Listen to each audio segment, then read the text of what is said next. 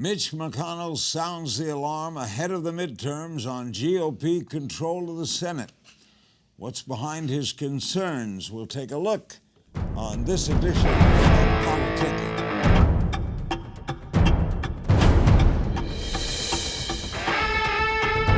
Welcome to Politicking. I'm Larry King. On Tuesday, Senate Majority Leader Mitch McConnell acknowledged the difficulty Republicans are facing in a handful of competitive races, the outcomes of which decides whether the Senate remains under GOP or Democratic control. McConnell even likened some of these close races to a knife fight in an alley. How likely are the Democrats to flip those Republican seats? And what does McConnell have up his sleeve to prevent that from happening? We'll start that with our panel. They are Chris Wilson in Washington, D.C. He was Director of Research and Digital Strategy for Ted Cruz's 2016 presidential campaign. And Brian Joyce, host of The Brian Joyce Show on Talk Radio WGOW-FM. Brian joins us from Chattanooga. All right, Chris, what was your reaction to Mitch McConnell's comments about concern about the GOP keeping control? Well, I think Mitch McConnell is doing his job. His job is to be the chief fundraiser to make sure that Republicans have enough money to be able to defend their seats. But if you look at these seats one by one, as you mentioned, I worked for Senator Cruz in the 16 campaign and working for him in his 18 reelect. There are 4 seats on the Democrat side that are more likely to go Republican until you get to the first Republican seat likely to go Democrat. And those are in North Dakota, Heidi Heitkamp is likely to lose to Kevin Cramer. In Montana, John Tester is likely to lose to Matt Rosendale. In Indiana, Joe Donnelly is likely to lose to Mike Braun. And in Missouri, you have Claire McCaskill likely to lose to Josh Hawley. I'd say you get through those 4 before you get to the first Republican competitive seat, which is in Nevada. So I got to tell you, I really like where Republicans sit right now far more than I would like it if I were Democrats. And to be clear, that's not usually the case. It just so happened because we're coming off of the reelect of the Democrats who won in a very difficult cycle in 2012, where Democrats picked up a lot of seats that, in the Republican states where Trump won last time. So I got to tell you, I think McConnell's doing his job, but Republicans are in good shape. Brian? I think Chris is right. I think Mitch McConnell is just doing his job. His job is to raise funds for Republican candidates, and so he's doing his job. If I had to venture a guess, I would say that Democrats would probably take the House.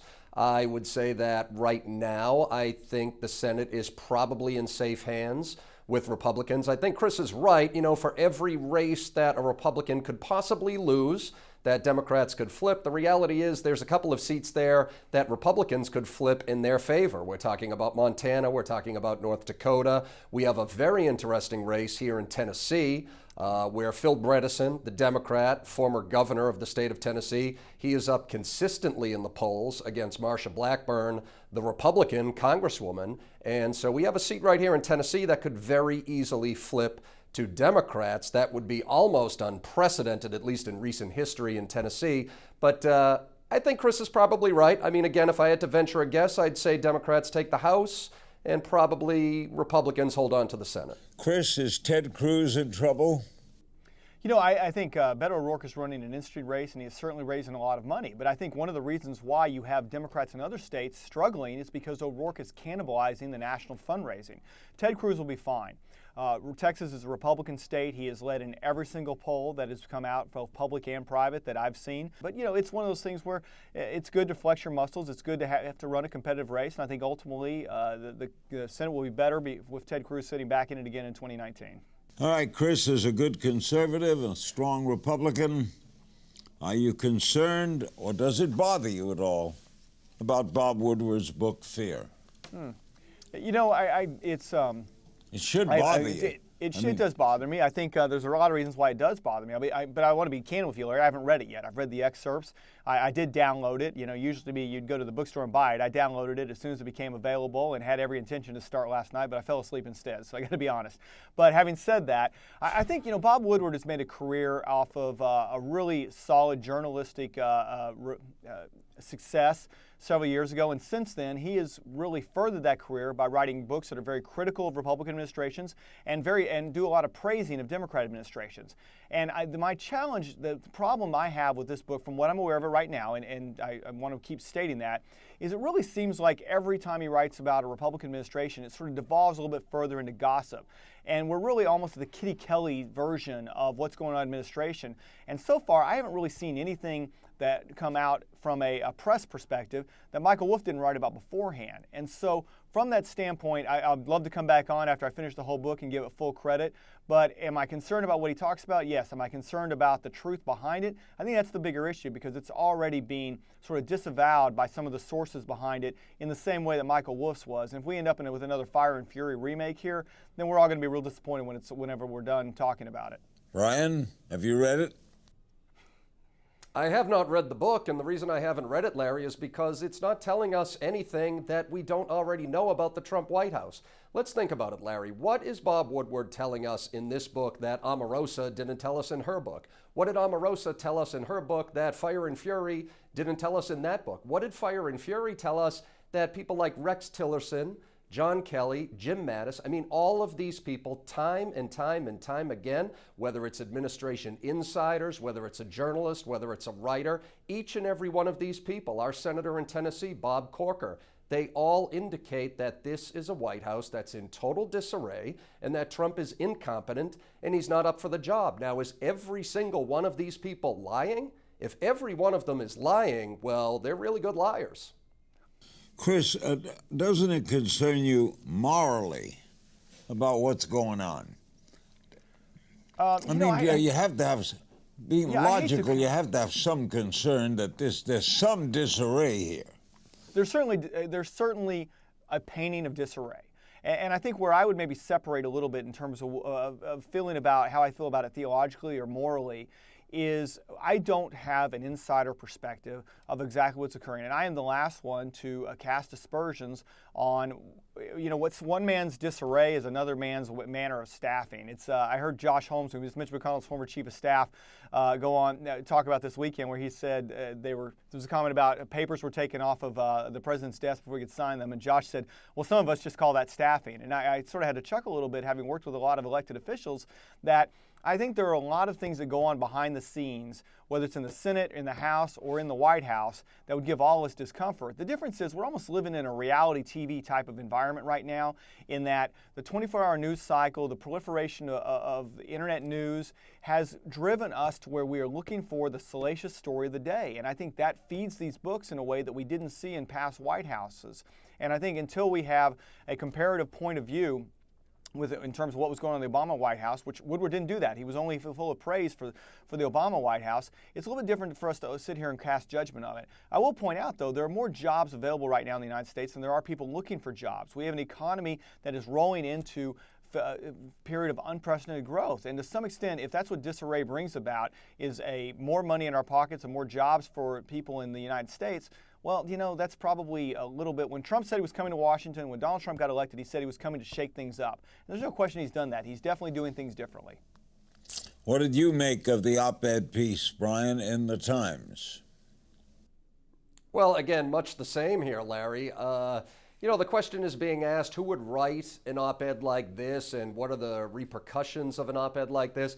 I think a better take on it is from my Senator Bob Corker from Tennessee, who earlier this week said, I think the question we should be asking ourselves is not who would write this op-ed. At this point in the game, who wouldn't? And Bob Corker is one of the few voices in the Republican Party who from a very early day was sounding off on his concerns inside the Trump White House. That time and time and time again, whether it's people like Rex Tillerson, who Bob Corker was very, very close with. It was Rex Tillerson who was one of the first Republicans to voice his concerns about Trump's mental capacity, his mental stability. And this week, I chuckled when Bob Corker said, instead of asking who would write this op-ed, at this point, who wouldn't? I think he has a pretty good point.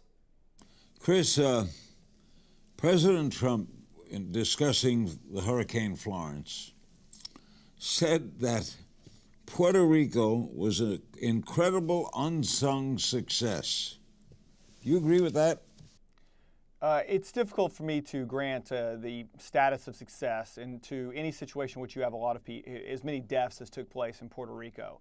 And I do think there were challenges that exist to that. You know, as you know, Larry, I do a lot of work in the state of Texas, and I do think what Donald Trump's reaction and the White House's reaction to Hurricane Harvey was a significant success. I think the president's reaction to a lot of natural disasters has been a success, and it's clear he has a reverence for first responders that didn't exist in the White House for the last 8 years. And so from that, I do think there's an appreciation from President Trump and the White House to the people who are going in and responding, and a commitment to making sure that we are dealing with hurricanes and disasters in a way in which people are taken care of. And like I said, I believe the reaction to Hurricane Harvey was a success. I think that's maybe there were some lessons that were learned from Puerto Rico that allowed for an improved reaction to the next one that came along, and hopefully what we're about to experience with Florence, and I pray it doesn't reach the level of what happened with Puerto Rico or with Harvey, but you can see a pattern of improvement there, and one that hopefully will lend itself to whatever happens, a sustained and well-handled reaction. Brian, do you think Puerto Rico was a success? Larry, I really don't know what to make out of a comment like that. The fact of the matter is we now know that 3,000 Americans, and by the way, they are Americans. It's worth reminding the rest of us that Puerto Ricans are American citizens. 3,000 of these people died in the aftermath of that hurricane. To call that an incredible success is not only tone deaf, it's insane. Now, the fact of the matter is, I'll be fair to Donald Trump. The fact of the matter is that Puerto Rico has a lot of its own problems. They have a lot of government corruption down there. And so the first line of defense should be the Puerto Rican government. And unfortunately for the Puerto Ricans, their government is in disarray. But the bottom line is the buck stops in the White House. The buck stops with the federal response. Trump was pretty good. I think Chris is right. You know, the response in Texas was pretty much A-OK.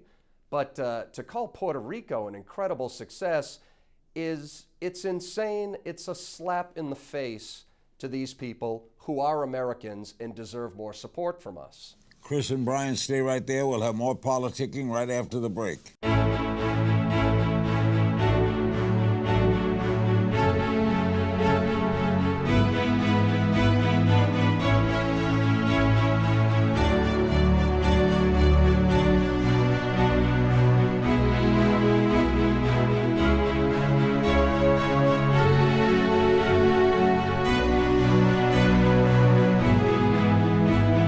Aeroflot, Russian Airlines. In a world of fake partisan news, lies, and conspiracy, it's time to wake up, to dig deeper, to hit the stories that mainstream media refuses to tell. More than ever, we need to be smarter. We need to stop slamming the door on the facts and shouting past each other. It's time for critical thinking. It's time to fight for the middle, for the truth. The time is now for watching closer, for watching the Hawks.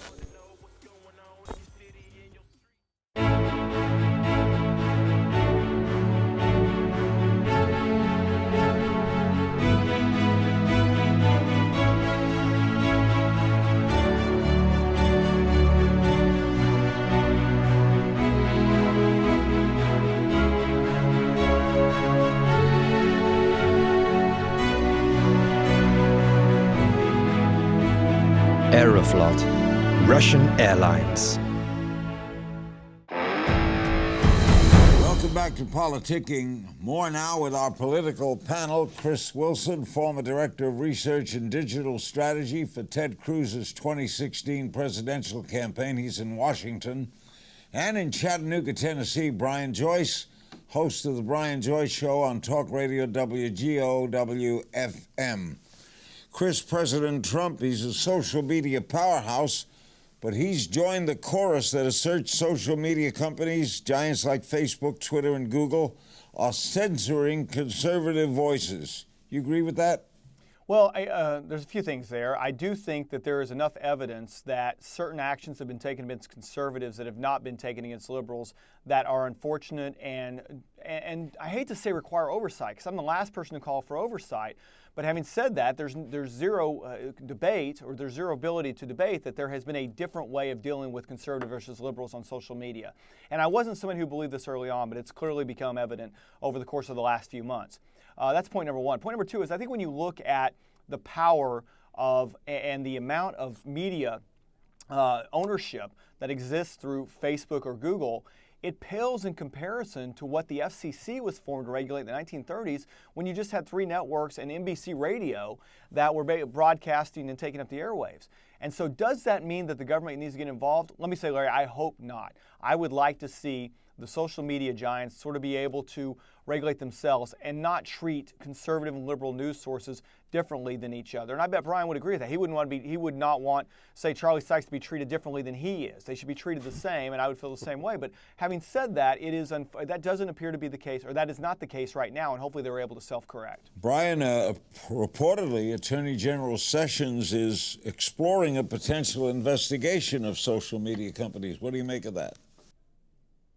Well, based on what charges? You know, Larry, you and I have had this conversation before, and it cracks me up when conservatives complain about bias in the media, because you, Larry, know as well as I do that up until the late 1980s, we had a law on the books in the United States called the Fairness Doctrine. And by law, that required radio stations, TV stations to be fair and balanced. Well, it was Republicans, not Democrats. Republicans did away with that law. So I find it ironic that 30 years later, they're complaining about bias with Facebook and bias with Google. Look, if we want to solve that problem, bring back the Fairness Doctrine, apply it to all media, including social media, but short of that, suck it up. I mean, you reap what you sow. If Facebook and Google are biased against Republicans, well, guess what? Fox News is biased against Democrats. Rush Limbaugh is biased against Democrats. We all know this. That's the way it works today, Larry. I know. I lived with the Fairness Doctrine for a lot of years, Chris, and I'll tell you, it worked. You think so? We gave equal time. What was wrong with giving equal time? You know, I'm not, Larry, I can't speak to the Fairness Doctrine. It's not something I have a level of familiarity. It sounds like you and Brian do. I will say, from a standpoint of right now, to say that Fox News, or to imply that Fox News somehow has the same level of power and penetration that Facebook and Google do, I think is a bit of a misnomer. I think that the difference is in terms of the amount and share of voices coming out of those. But again, let me be clear. I don't feel like we're far apart here. I do not believe at this point that government should get involved. I don't think that there should be any sort of government regulation handed down on Facebook and Google. I, again, hope that Mark Zuckerberg would do what he said what he would do when he was in front of Congress, or in front of the Senate, that he would oversee this himself and make sure that there was a fair administering of the way they handle it. Because I do believe the free market is the best way to deal with these issues. And so let me just say that's what I hope is the end result here. Brian, is it a good idea for Trump to meet with Kim Jong-un again? Well, Larry, I'm questioning why we have to meet with Kim Jong-un when the last time we met with Kim Jong-un, Trump told us that the problem is solved. He literally tweeted out, "Americans, you can sleep easy tonight. The nuclear threat in North Korea is over," and the negotiations were a success. Now, of course, we all knew that was a sham. We all know it's a lie. But, you know, at the time, people who brought this up and said, "I don't know if I would trust these North Koreans," we were all shouted down. We were shouted down by Trump and his supporters. And here we are a couple of months later. Shocker, there's been no developments with the North Koreans. There's been no advancements. And this has played out exactly as I would have anticipated it playing out. Kim Jong-un, you could say a lot of things about Kim Jong-un. One thing you have to say about him is he's smart. He's a very smart guy. He's diabolical. He's a murderer. Those are his bad qualities. His good quality is he's a pretty shrewd guy, and he knows how to play Donald Trump like a fiddle, and that's exactly what he has done. Why do we need to meet with him again, Chris, when the problem was already solved? What do you make of it, Chris? You know, I'm not going to go so far to say that everything is a failure and it was all a disaster and they shouldn't have ever met. I think there is value in us having conversations there. I think you've got to look at the positives. The positives are There haven't been any nuclear tests since the first meeting, and when he had his military parade, there were not missiles used in that parade. Now, those may just be aesthetics and trying to appease us. But I do think I hate to say that, oh, we just shouldn't meet because it's a failure and there's no chance for success. Clearly, we're getting more done, or we're moving closer to success right now than we were in the last 8 years of Obama with the whole doctrine of strategic patience. The amount of development that was done for their nuclear weapons program during that time period is really the challenge we're having to deal with right now, and why this has taken as long as it has. So I'm hesitant to say that, oh, they should never meet again. I have discomfort with it, so we're probably getting closer on this issue than we are far apart, but I am hopeful that the meetings and the conversations are going to get us farther along than just the Obama doctrine of strategic patience. Chris and Brian, as always, thanks so much for your time today. Thank you, Larry. Thank you, Larry. The White House says that North Korean leader Kim Jong-un is asking for another face-to-face meeting with President Trump. This as the International Atomic Energy Agency and other watchdog groups warned that North Korea has not abandoned its nuclear weapons program, as the world was led to believe following the Singapore summit. For insight on this, we turn to Gordon Chang, expert on Asia and North Korea, columnist for the Daily Beast. He's also the author of Nuclear Showdown, North Korea Takes on the World. Gordon joins us from New York. Kim Jong-un is asking for another face-to-face. What do you make of that, Gordon? Well, I think what Kim wants is really to prevent President Trump from changing America's approach to North Korea. You know, since the end of May, America's policy towards Pyongyang has actually been very kind and favorable. And I guess Kim is starting to see that there are people around President Trump, John Bolton, the National Security Advisor, Mike Pompeo, the Secretary of State, and others are basically arguing for a change in posture. So my guess is basically that Kim would like to make sure that Trump continues this generous policy. North Korea recently celebrated its National Day with a series of massive spectacles, but the kickoff military parade did not include ballistic missiles. Trump called this very positive. Do you see it that way? Well, it's better that they don't test missiles and don't test nukes, but we've in the past had long periods where the North Koreans haven't tested anything, but they've continued to work on missiles and nukes.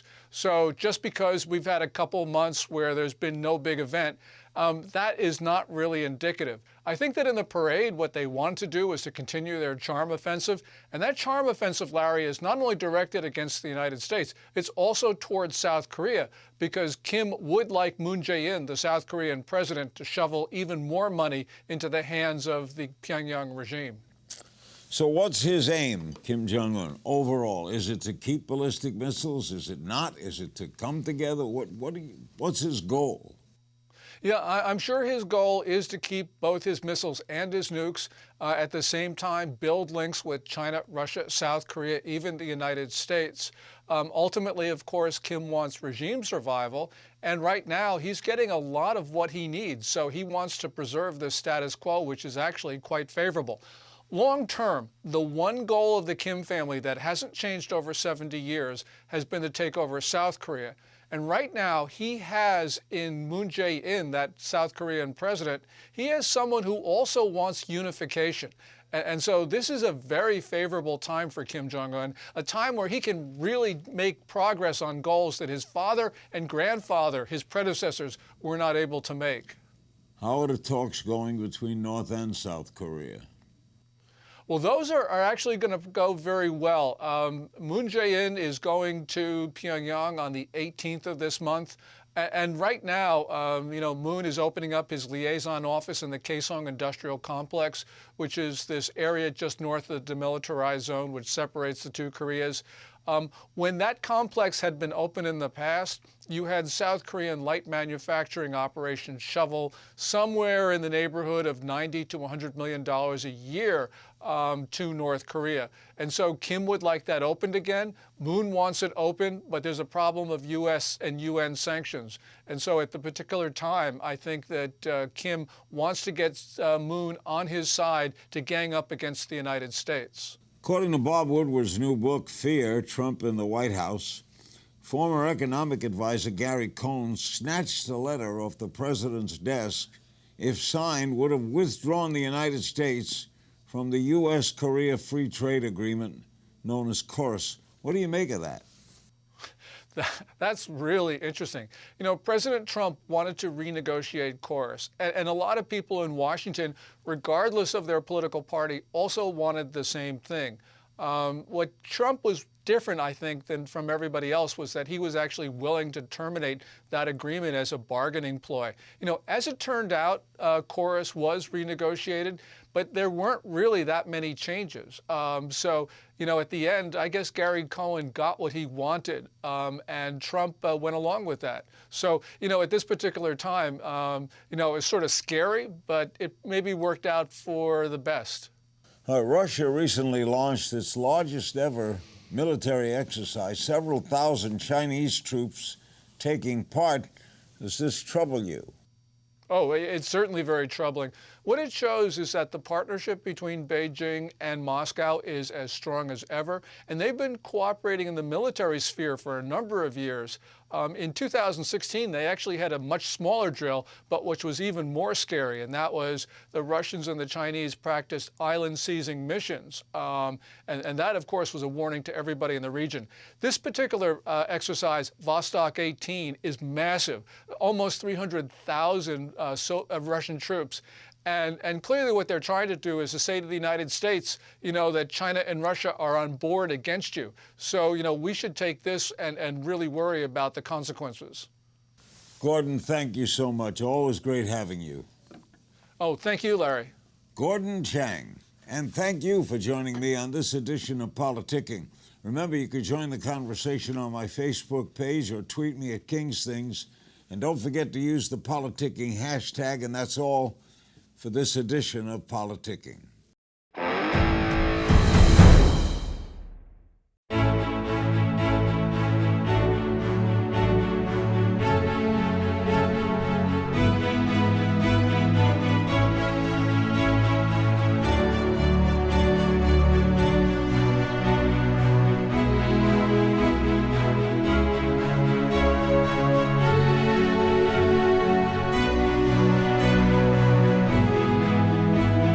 Aeroflot, Russian Airlines. In a world of fake partisan news, lies, and conspiracy, It's time to wake up, to dig deeper, to hit the stories that mainstream media refuses to tell. More than ever, we need to be smarter. We need to stop slamming the door on the facts and shouting past each other. It's time for critical thinking. It's time to fight for the middle, for the truth. The time is now for watching closer, for watching the Hawks.